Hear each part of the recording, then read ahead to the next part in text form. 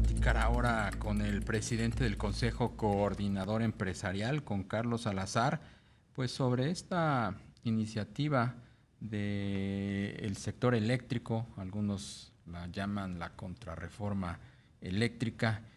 ¿Cómo estás, Carlos? Buenas tardes.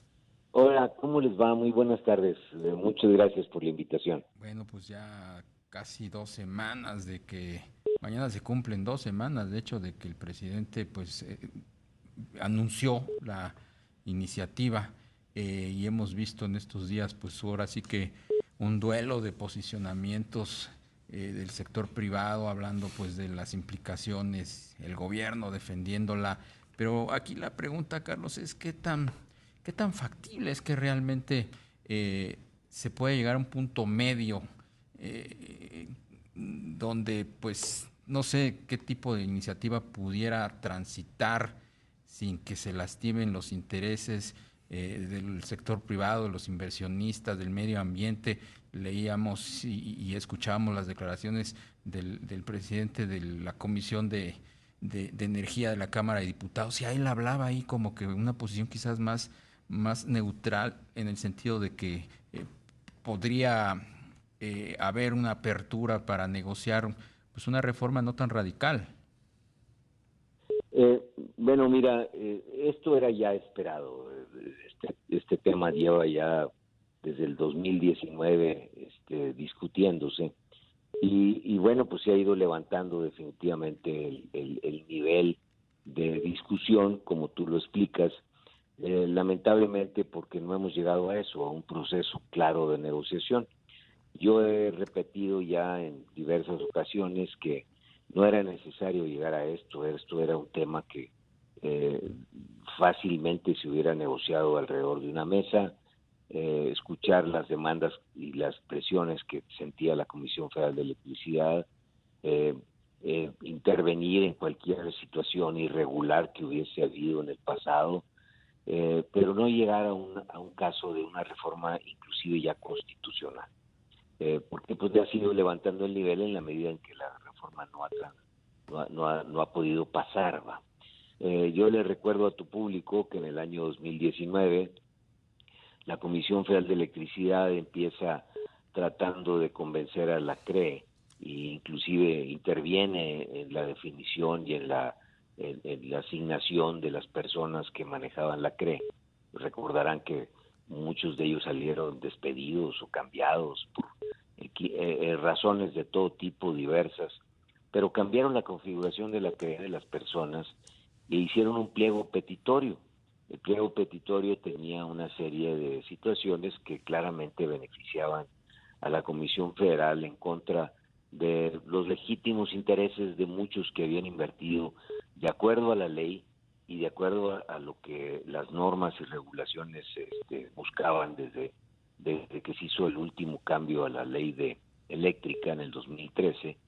Y bueno, todo esto provocó que los que se veían afectados llevaran sus intereses ante el Poder Judicial y el Poder Judicial los detuvo.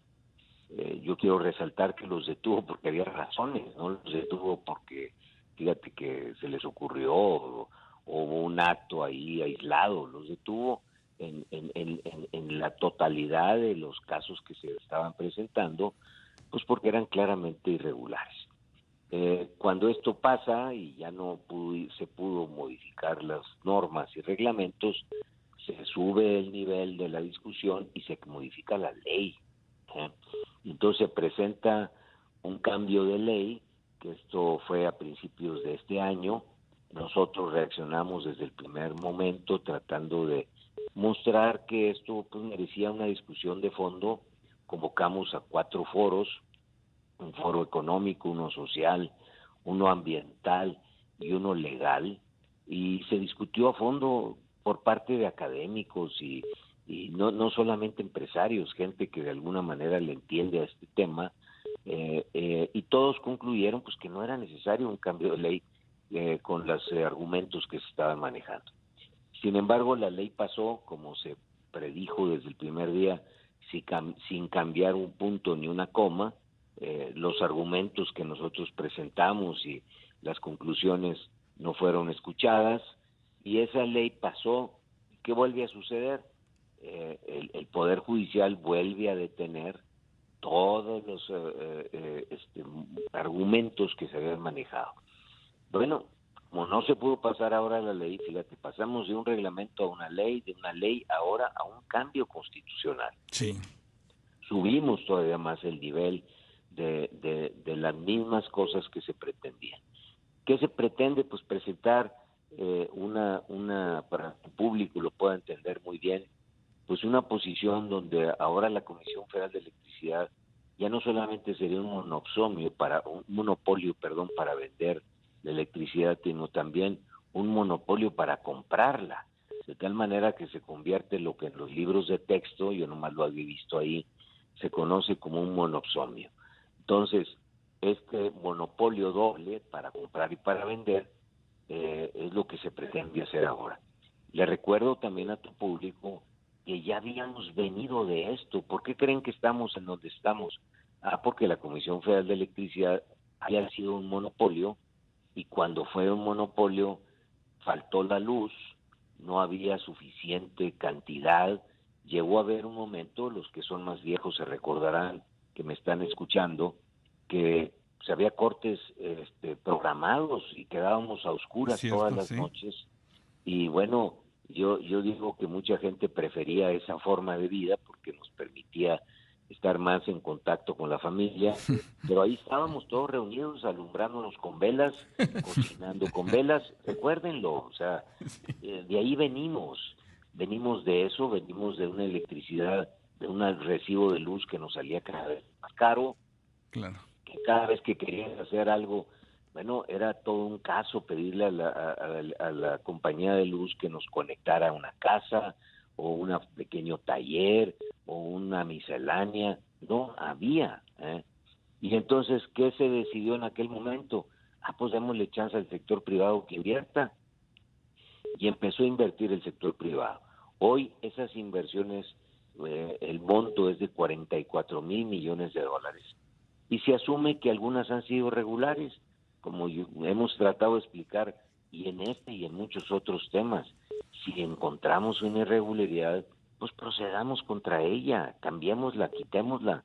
Yo he hecho el símil de decir que las manzanas podridas de un árbol se cortan, pero no talas el árbol, no cortas el árbol.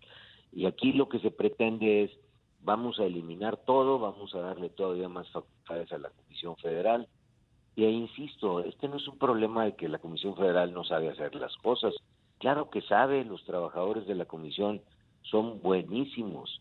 Yo pongo el ejemplo de que cuando hay huracanes o inundaciones, son los primeros que se juegan la vida por conectar la luz otra vez y porque las cosas vuelvan a restablecerse. No es un problema de las personas, es un problema de una compañía que tiene muchos años, tiene estructuras administrativas obviamente muy caras, tecnologías muy obsoletas, no ha podido modificar, no ha tenido la inversión en mantenimiento, la inversión constante como lo tiene cualquier negocio, y pues ha provocado hoy una compañía que produce la luz muy cara. Entonces, así de simple es toda esta discusión. ¿Qué queremos? ¿La luz cara, contaminante, con todos los problemas que en el pasado se representaron, o una luz que hoy nos viene mucho más barata, en cantidades suficientes, y que de alguna manera está sustentada en lo que la ley ha dicho desde que se empezaron estas modificaciones, que fue en 1994 hasta la fecha? Pues Así Carlos, de la discusión, Así que creo que hemos llevado esto a un exceso que no es necesario, y no es una situación de ricos contra pobres, o de buenos contra malos, o de buenos mexicanos y malos mexicanos, nada de eso. Es una cosa simple. ¿Qué queremos? Y eso va a corresponder, sin duda, a nuestro Congreso decidirlo. Ellos son nuestros representantes, y el sector privado, como lo tiene que hacer siempre, obedecerá e implementará lo que nuestro Congreso decida. ya. Pues Carlos, si nos lo permites, entonces mantengamos pues muy más que nunca abierta esta ventana de comunicación, en la medida de que pues vayamos viendo cómo avanza esta discusión en el Congreso. Por lo pronto, como siempre, te agradecemos mucho tu disponibilidad para platicar con nuestros amigos del Siempre auditorio. sus órdenes y insistiéndole en el auditorio de que no tenemos que discutir siempre diferencia como mexicanos. Es qué le conviene a México, de qué manera están las cosas, pongamos los argumentos, digamos por qué sí o por qué no, Sí. que decían que hay que decidir. Muchas gracias, Carlos. Que pases